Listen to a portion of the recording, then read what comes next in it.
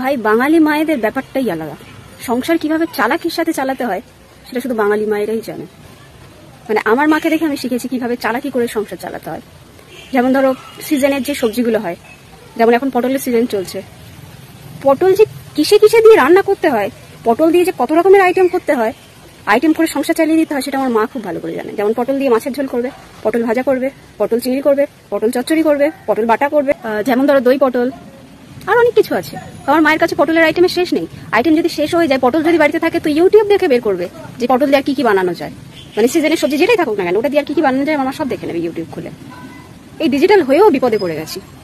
আর সব থেকে বড় কথা, আমি অনেক চেষ্টা করেছি আমার মাকে যে বোঝানো যে মা পটলটা আবার বাদ দাও, এই মাসে পটল খেতে নেই, কারণ জগন্নাথ দেব শুয়েছিল না কি হয়েছিল, আমি অনেক কিছু বুঝুমবাজি বুঝিয়েছি, শোনেনি। বলে এটাই সিজন, এই সিজনে খাবি না তো কখন খাবি, এরপরে তো পাওয়াই যাবে না, এরপরে দাম বেড়ে যাবে, এই বলে আমাকে বুঝিয়ে দিয়েছে। বাঙালি মা গ্রেট। মানে আমার মাকে তো, আমার মা তুলনাই হয় না আমার মায়ের কোনো কিছুর সাথে। তোমাদের মা কেমন যায় না, আমার মা তো একদম হাই লেভেলে।